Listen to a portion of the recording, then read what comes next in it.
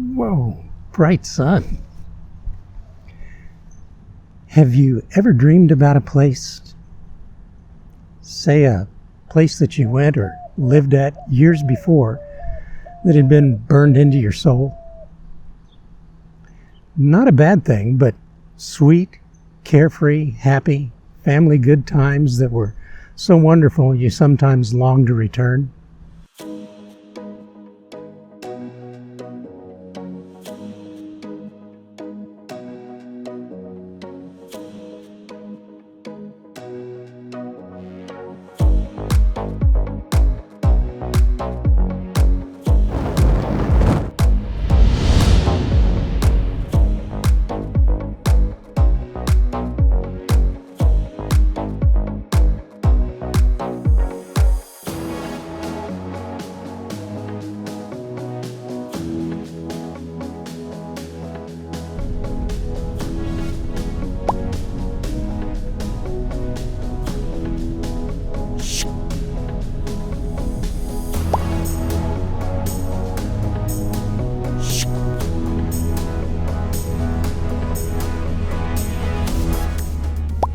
Of course you know you can't. Those moments are now long lost in time. For me, that's probably 55 years past, but one of a couple of great childhood memories.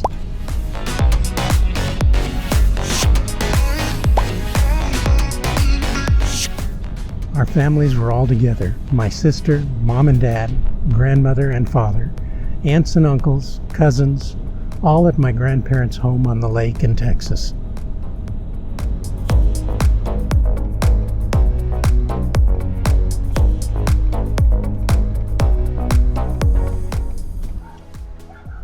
You see, Mimi and Johnny, my grandparents, took a 30-foot Airstream back in the 60s and a monster of a Dodge Power Wagon and Johnny's 18-foot aluminum boat and traveled the U.S. and Mexico, fishing and looking for just the right place to put down roots.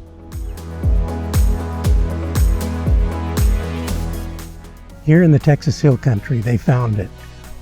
Over time, my folks eventually bought an adjacent waterfront lot.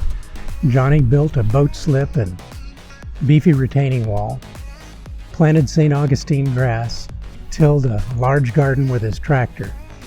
It was their dream home, and family visited every summer for years. Fireworks down by the boathouse out over the lake, bass fishing every day and picking fresh produce whenever the meal called for it. No cares, no worries, no hurts, just laughter, smiles, fun and games, exploring, swimming every day. I just had fun being a kid in the greatest family in the world. My wife and I are in the beginning of our second season on the road, and this is one of my must-dos. I know that there is a strong chance that what I remember may not be there. But I have to take the chance. The draw to return is so great. As we pulled onto the street, the flood of emotions and sensations was almost too much. It was still there. Mom and Dad's land, now with a house of its own. We talked with the owner for nearly half an hour. He was very kind and allowed us to film our experiences.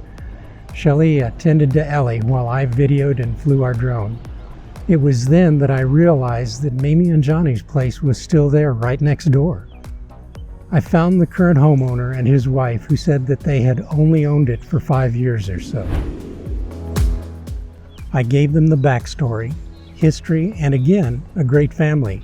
Children and grandchildren everywhere. This time not ours, but you could see the wonder in their eyes as they enjoyed a magical place. They let me walk and film. There was the tree that Johnny had put a rope in for us to swing out over the canal. The current owner said that he had planned to do the same for his grandkids. Everything was still there, and the place was as well manicured as Johnny had. The views, sights, and smells were all back. I was so very happy I had come. Now I know that I'll never forget.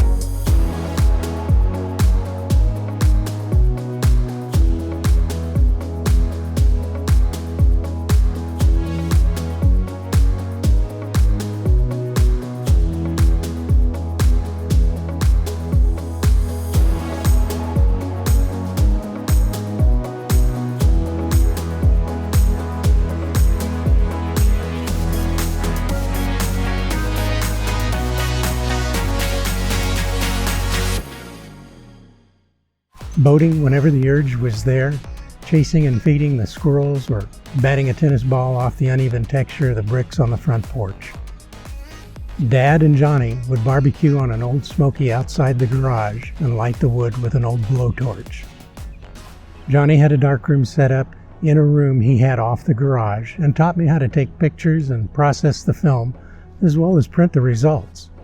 My sister and I would feed the overly friendly squirrels that had called the area home long before we had showed up.